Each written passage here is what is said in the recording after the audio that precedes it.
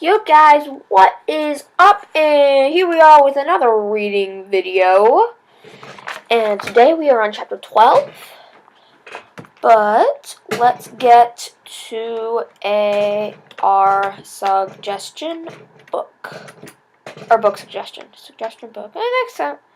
Actually, that'd be a cool book. Someone wrote a book suggesting different books.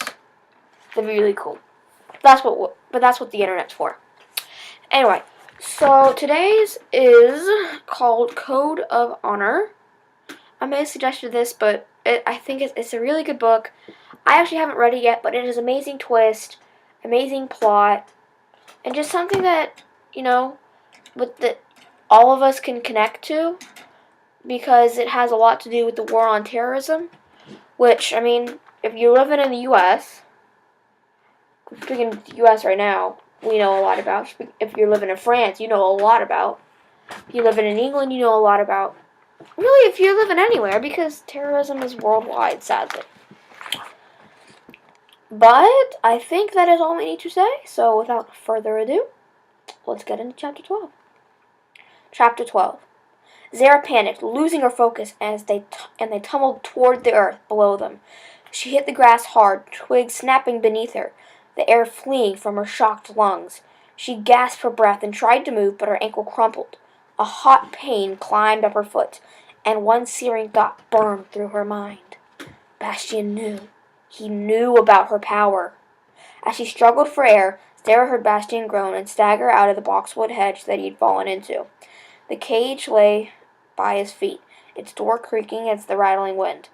Not far from the cage, Zara's gaze fell upon Miss Tally's body, planted face down in the wet grass. Anguish flooded through her at seeing Miss Tally so horribly disfigured. Zara wanted to grab the body and run, but then Bastien asked a question that made her go cold. You're an anomaly? Bastien rasped. Terror screeched through Zara's veins. She had hidden her abilities for so long, but now she had exposed them to the son of a colonel. How could she have gotten herself into such a mess? Bastien was going to serve her on a platter to his father, and she would be executed just like Miss Tally. Shouts echoed from inside the courthouse, and Zara forced herself onto her feet. Oh shoot, I just lost my feet despite the aching in her ankle. Desperate to escape, she tried to hobble away from Bastien. Any second now, he would shout at the guards to come arrest her. Bastien, however, only took her by her arm. We need to find cover, now! The clatter of thunder muffled his voice, only to be followed by a sudden burst of rain, drenching them with its cold blast. Some of the magistrates must have worked late tonight. We have to leave before they send the guards. Zara wasn't going anywhere with him, but she had to get home and wake her uncle before both of them got hunted down by the colonel. With her heartbeat banging, she pushed Bastien away from her. But he looped her arm around his neck before she could fully break free. This way! He led her towards a garbage-scented alleyway by the military museum. But Zara fought him at every step. She was trying to elbow him in the stomach, but she went limp when she heard boots slapping against the pavement. Another shout echoed behind them. Bastien pulled her behind the dumpster. Stay still! Let me go! She tried to knee him in the groin, but he lurched away just in time. He wrapped one arm around her waist and clamped his other free hand around her mouth. Please, lead them right to us if you don't stay quiet. You'll turn me in anyway, Zara said. But each word came out muffled against his palm. The shouts multiplied. Footsteps pounded. Zara squirmed against Bastien again, but his arms were like iron around her. Why wasn't he calling for his father's soldiers? He had caught an illegal anomaly, a prize for the colonel. But Bastien remained hunched behind the dumpster, wincing at every sound. Once the shouts faded, he slowly removed his hands from her lips. You can trust me. I'm not working for my father. Prove it, Zara wanted to say, but the words felt hollow on her tongue. Bastien had knocked a soldier unconscious for her. He had hidden her from the guards. All of his actions pointed toward one conclusion. But she still didn't know if she could accept it yet. It was too preposterous. He was a Nazi, an Eckhart, the son of a man who'd orchestrated her mother's death. She couldn't trust him, could she? We can't stay here, Bastian went on. He peered around the dumpster. The guards might circle back. Can you walk? Zara hesitated. She couldn't stay in this alleyway, but she couldn't go very far on her ankle. Then, without warning, Bastian hoisted her into his arms and carried her down the street, hurrying until they entered the threshold of the trees. Only then did Zara remember her original plan for the night. Miss Tally, she gasped. It's too dangerous to go back there, Bastian said, not daring to stop. That left Zara staring helplessly as Miss Tally's remains grew smaller and smaller. She had failed her friend again. I'm so sorry, Zara thought, fighting back tears. I tried. Bastian carried her over the dead leaves until the streetlights faded into jeweled specks. His breath labored. He finally stopped and set Zara on a bed of soggy leaves, where she scooted away from him and huddled beneath a young pine, shivering at the disaster she had gotten herself into. Not only had she botched Miss Tally's burial, she had revealed her power to Bastian Eckhart, and for some wild reason he kept trying to convince her that he was on her side, and she was starting to believe him. Bastian knelt by her boots. Let me see your ankle. I'm fine. Zara tucked her legs beneath her, ignoring the pain that enveloped her right foot. A part of her wanted to fly away from him this instant. With the angry clouds overhead, the soldiers would never see her. Bastian had seen her power, and she needed answers. I've treated sprains and breaks at my Opa's clinic, Bastian continued. He was a doctor for many years, and I worked with him after school sometimes. I can help. Why didn't you turn me in back there? Zara burst out. His brows knitted together, taken back. Why would I do that? He paused. I wasn't interested in being arrested. Are you? They wouldn't have arrested you. You're the colonel's son. That doesn't matter to my father. He didn't lift a finger to help my Opa. Why would I be any different? I'm sure he would have jailed me himself. His chest heaved as he caught his breath, for hiding a non-German anomaly. Zara went completely numb. She wrapped her arms around herself, her wet shirt softening any trace of warmth her body produced. She felt exposed, raw. She didn't know how to get used to the fact that Bastian knew her biggest secret. They sat in silence for a minute before Bastian spoke again. You hid your power very well. I never would have guessed. There was admiration in his chance. I didn't have much of a choice, she finally managed to say. You saved us back there. If you hadn't broken our fall from the courthouse. He cringed and didn't finish the sentence. Thank you. She didn't answer him. Maybe she had saved their lives, but now she had to face the consequences of revealing her power to Bastian. If he told anyone about her power, she'd be dead in half a heartbeat. She barely knew him, and yet now her life was in his hands? He seemed to sense her fear. I won't tell anyone. I promise you that. His eyes locked onto hers, so wide and earnest. So unlike his father. She wanted to believe him, but Uncle Red's story drifted through her thoughts. He could be baiting you, the voice said, but the warning was dimming. You'd risk your father's wrath on me? I'm a clean boy. Yes, but that doesn't matter.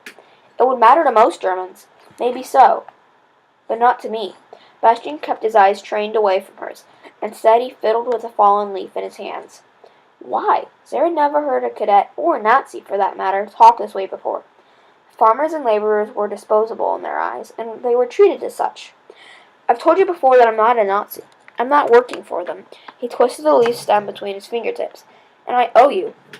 For breaking our fall? Not only that. For what you did for me at the academy 3 years ago. Zara could only blink at him. She had no idea what he was talking about. Don't you remember? He sounded a bit surprised. And a bit hurt. She shook her head. There were hundreds of cadets at the school, and she had had a hard time keeping up with their laundry. Much less that what Bastian had been up to when she was 12. Are you sure it was me? It was you. I'm sure of it. I was 14 at the time. My father put me in a class of cadets 2 years ahead of me. He thought it would challenge me. His voice darkened at the mention of the colonel, but he swallowed and continued on. A few of the cadets didn't think I deserved to train with them. A boy named Dirk was their leader. Maybe you remembered him? Dirk Kohler? Zara racked her memories but came up empty. She had lost Molly 3 years ago, and most of her memories from around that time wrapped around that one horrible event. For months, Zara had walked around in a haze, missing her friend, having nightmares about how Molly died. "What happened to him?" she asked. "He was expelled." "For what?" For almost killing me." Bastian's features twisted as he recounted the events. "One day Dirk got angry with me. I don't know why. He waited until most of our class had left the locker room, and then he lunged at me. He had his friends hold me down and gag me. Then he beat me over and over again." Slowly, a blurred memory floated into Zara's thoughts. "That was you?" He nodded. She did remember that day, but she hadn't known it was Bastian. His face had been hidden in blood. So much of it. She'd been collecting the dirty towels in the locker room. She thought that the cadets had already left for lunch, when she heard a scuffle in one of the changing areas. Fights broke out very regularly at the academy, and the cleaning girls usually turned a blind eye to them. They ratted out the students. They could get bullied late or not, so most of them kept mum. But Zara had never seen a cadet getting beaten so badly. She had run to find the athletics instructor, who had broke up the fight and carried Bastian to the health clinic. Zara had briefly wondered who the beaten boy was, but losing Molly had clouded her head like a fog that term. "I should have thanked you back then," Bastian said quietly. "I was only doing my job." "You didn't have to, though. You didn't owe me anything. After what my father has done to the Kleinbach in this town, to your family, you could have looked away." He stared at the leaf in his palm, hiding his eyes from her. "I've never forgotten what you did for me. I've admired you ever since." Zara. That was the first time he had used her given name. A strange shiver inched down her spine. She ducked her chin. Had he been staring at her all of these years, and she hadn't noticed it until recently? It was possible, wasn't it? Zara often kept her eyes cast down at school, and she avoided the cadets as much as she could. "It was nothing," she mumbled. "Besides, you got us away from the guards tonight." "Barely," he smiled slightly. I meant what I told you before. I want to join the Alliance." Zara could only shrug. The evidence was certainly mounting in Bastian's favor, but so much had happened that night that her mind felt like it had been wrung dry. "What can I do or say to convince you?" said Bastian. The rain had trickled into a drizzle, and the cold had set, making their teeth chatter. But he made no attempt to leave. He waited for Zara's reply, his head cocked to one side. "Your grandfather really was a communist?" she forced out. Maybe Bastian was telling her the truth, but she needed to fill in the gaps of his story. "He was." The smile on his lips saddened. His dog tags were Nazi dogs, though. Every Belgian has to serve in the Nazi military. It became mandatory after Adolf Hitler annexed the country, or else Opa would have never joined. That was why he's so surprised when my mother announced her engagement to my father. The questions kept spilling out of Zara's lips. He didn't approve? He didn't like it at first, but eventually he gave his blessing for my mother's sake. She never hated Nazism like he did. The Germans, she knew, had always treated her kindly. It was her coloring, I think. She was Aryan like them. No wonder the colonel had married Bastian's mother then, Zara thought. As long as his new wife was Aryan-blooded, he wouldn't sully his German lineage. Bastian continued, although his tone grew soft. After her accident, my Opa came to the territories to care for her.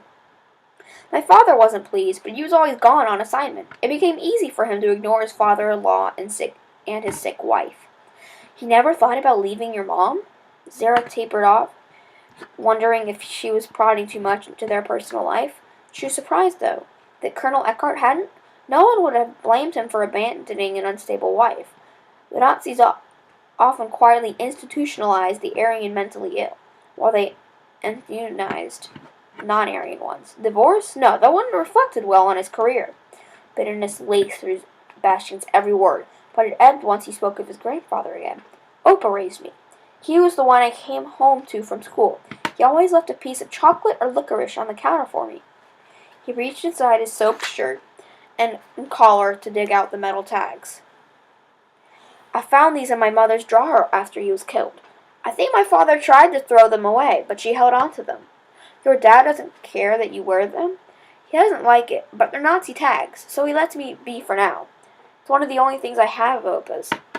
Zara watched Bastian tuck the chain back into his shirt, and finally she understood making sure that it doesn't go too long. Wow, 15 minutes. This is the I will let you know, this is the last chapter before everything goes zoom, zoom, zoom, zoom, zoom. You know, like everything. You're like, give me the next chapter. Okay, so here we go. No, I lost it. Zara watched Bastien talk. She had done the same thing after her mother had passed, clinging onto a pair of earrings her mother had worn, even though Zara's ears weren't pierced.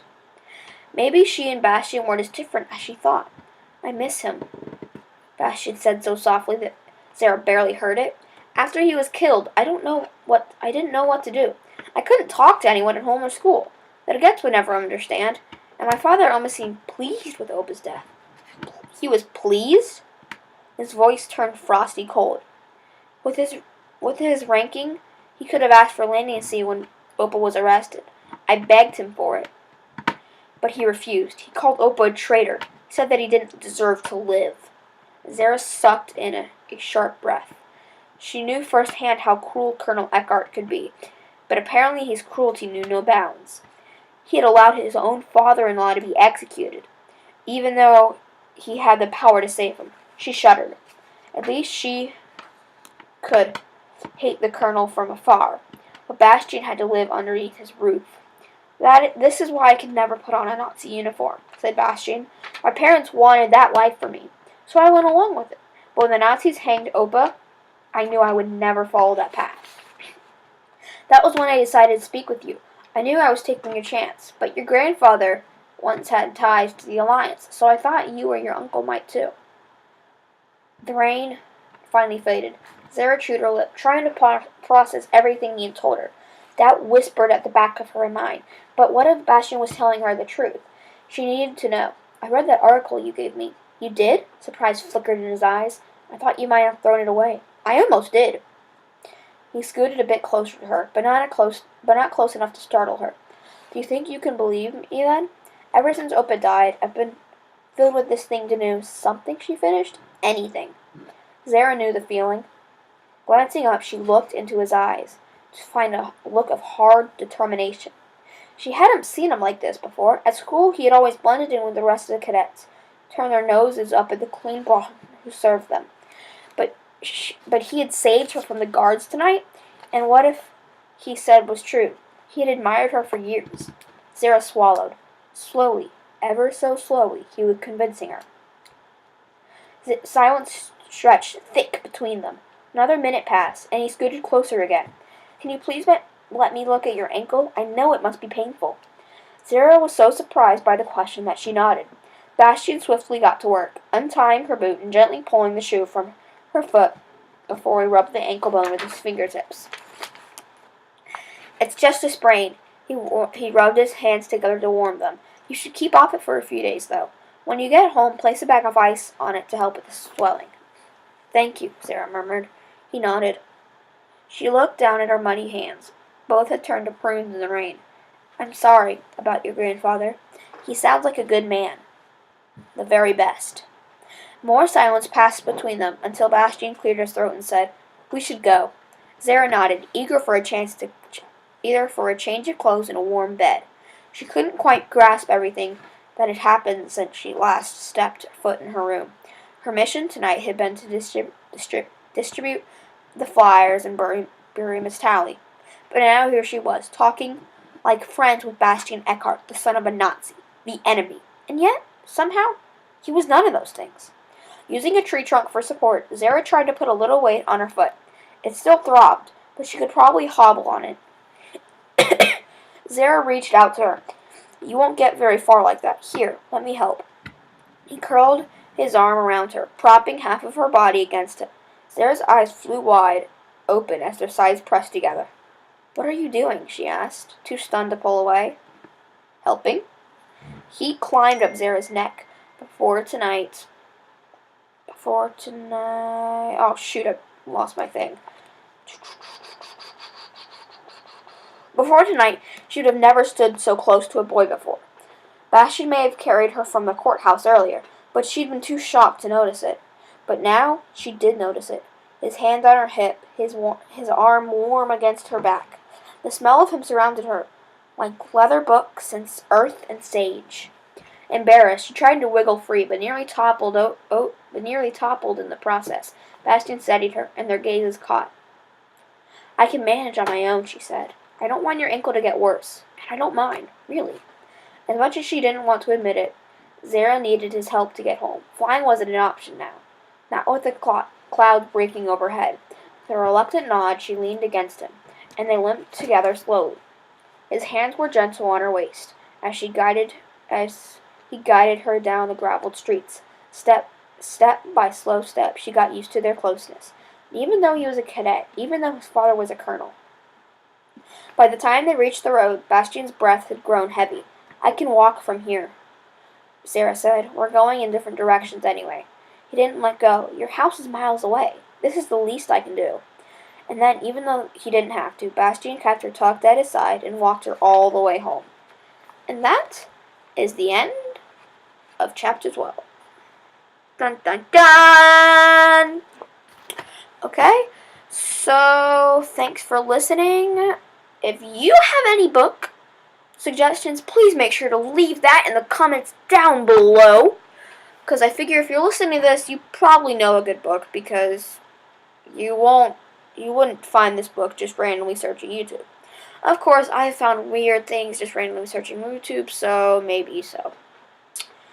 Anyway, that is about it. Make sure to like, subscribe, and comment down below. That was fun. Yeah, I think that is about it. And if you guys know any way if there's like a way to get like really cheap desks, please let me know in the comments down below for my next channel that is coming out next spring. Really excited for it. So keep watching it, and I will see you guys later.